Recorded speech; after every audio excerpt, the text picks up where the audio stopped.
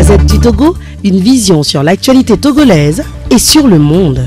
Bonjour chers téléspectateurs, je suis le professeur Wolu Komi, secrétaire national du Pacte socialiste pour le renouveau, un parti d'opposition au Togo et membre de la coalition des 14 partis politiques et qui aujourd'hui font des revendications dans le contexte politique togolais.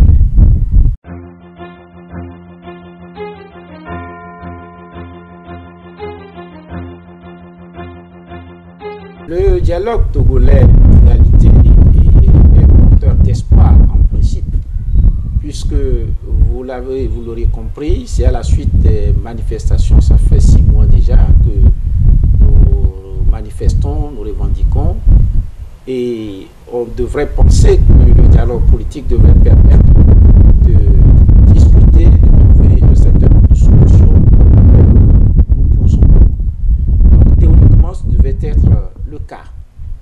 Mais à ce jour, il est difficile de dire avec précision que ce dialogue permettra d'apaiser, si vous voulez, les conflits que nous avons au Togo. Mais il y a quelque chose de plus grave que de n'avoir pas réussi, c'est de n'avoir pas essayé. La coalition des 14 politiques déploie toute l'énergie nécessaire, la bonne foi, pour qu'on puisse aboutir à une solution acceptable pour le peuple togolais. Mais nous ne pourrons pas garantir les résultats, étant entendu que pour qu'on aboutisse à des résultats satisfaisants, encore faut-il que ceux qui sont en face, on veut parler du régime, du pouvoir, comprennent le message du peuple. Et nous faisons ce qui peut être de notre côté, mais nous ne pourrons pas garantir la bonne foi et la loyauté, si vous voulez, de ceux qui sont devant nous. L'évolution donc du dialogue nous permettra en définitive de savoir quelle en sera l'issue et les conséquences que la coalition et le peuple togolais pourront en tirer.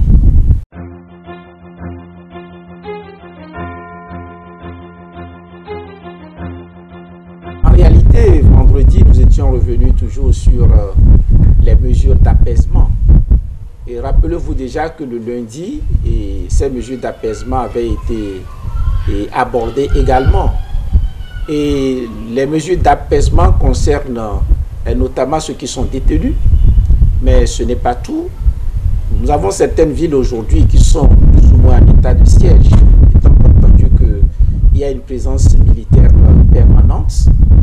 Et nous avons d'autres Togolais aujourd'hui, qu'on pourrait dire des exilés. Et la possibilité donc de pouvoir manifester également sur l'ensemble du territoire. Donc ces questions avaient été abordées dès le premier jour, le lundi. Et le gouvernement avait donc promis de libérer les personnes détenues. Effectivement, une partie de ces personnes avait été libérée. Et dès le vendredi, à la reprise, nous étions revenus sur ces éléments pour évaluer donc, la situation s'agissant de ces mesures d'apaisement. Et nous nous étions rendus compte ensemble que ces mesures jusqu'à présent sont donc insuffisantes. Elles sont insuffisantes pour plusieurs raisons. Parce que le gouvernement voudrait faire un traitement strictement judiciaire des questions donc des personnes qui ont été détenues. En ce sens que le gouvernement estimait qu'il fallait que les procédures continuent, que ces personnes soient condamnées et ensuite qu'elles puissent faire l'objet de grâce présidentielle. Et s'agissant des personnes qui font l'objet de procédures criminelles, et pour ces personnes, on ne pouvait pas donc les libérer. Il fallait donc que la procédure continue jusqu'à ce que la cour d'assises statue. Nous n'avions pas la même lecture des choses, étant entendu que nous sommes dans un contexte politique. À supposer que ces infractions soient établies. Nous ne savons pas si elles sont établies, mais à supposer qu'elles soient établies, et bien évidemment, c'était des infractions qui sont commises dans le cadre d'une lutte politique et dans le cadre aussi des mesures d'apaisement. Et il ne faut pas s'attacher à un traitement juridique ou judiciaire donc, de tous ces problèmes. Il vaut mieux un traitement politique de ces problèmes. D'autant plus qu'on peut aussi légitimement remarquer que dans nos rangs, il y a eu des blessés, des personnes aussi qui sont décédées Et jusqu'à ce jour, les auteurs de telles infractions n'ont pas non plus été poursuivis. Et dans ces conditions, nous pensons qu'il y aurait une injustice à vouloir dire que ces mesures d'apaisement s'inscriront strictement dans un cadre judiciaire. Et je crois que le gouvernement a promis donc analyser davantage aussi cette situation et pour pouvoir donner des suites en tout cas que nous aurons à analyser à notre prochaine rencontre pour voir si ces mesures d'apaisement sont aujourd'hui satisfaisantes. Et comme je vous le disais, il faudrait aussi cette possibilité de manifester sur l'ensemble du territoire, ce qui n'est pas le cas aujourd'hui. Les villes assiégées doivent aussi retrouver leur liberté, la liberté de manifester.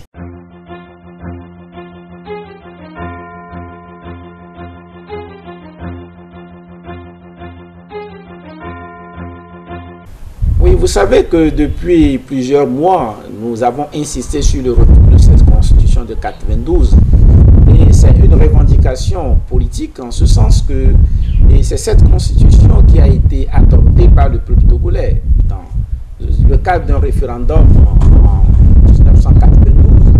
Et cette constitution a fait l'objet de modifications unilatérales par le gouvernement et des modifications qui sont censées, disons, qui devraient permettre donc au chef de l'État, le président Yadema, donc de rester indéfiniment au pouvoir. Et aujourd'hui, l'actuel président est héritier aussi de cette situation pour pouvoir donc rester indéfiniment au pouvoir.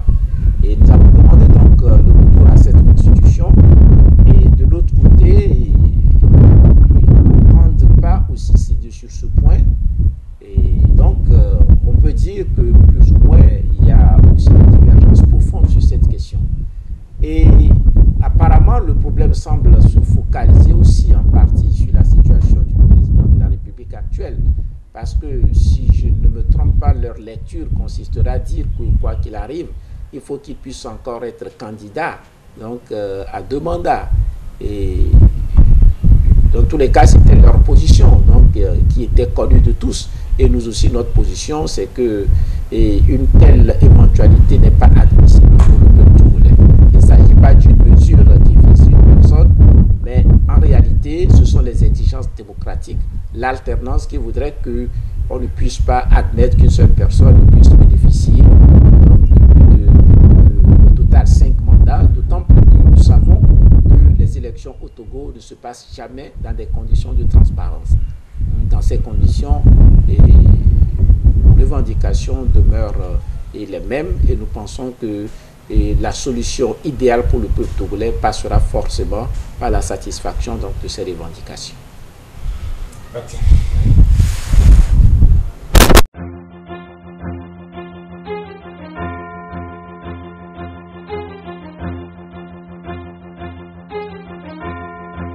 Le fait est que les forces démocratiques, la coalition, continue donc sa lutte et nous avons des objectifs à atteindre. Et il faut que le Togo redevienne, ou bien devienne plutôt un État de droit, ce qui n'est pas le cas aujourd'hui. Et pour cette raison, la lutte va se poursuivre en vue du retour à une constitution qui soit l'expression de la volonté du peuple. Et ensuite, les exigences de l'alternance politique doivent aussi être respectées. Et pour rien au monde, nous ne comptons pas renoncer donc, à ces exigences qui sont non seulement légitimes, mais aussi constituent l'aspiration du peuple togolais. Monsieur, merci. C'est moi qui vous remercie. Bon, Ça a été. La Gazette du Togo, une vision sur l'actualité togolaise et sur le monde. Rejoignez-nous sur le www.lagazettedutogo.com ou sur nos comptes Facebook, Twitter et YouTube. Pour tout contact, écrivez à contact@lagazettedutogo.com ou appelez le 92 80 88 53. La Gazette du Togo, c'est l'information en continu.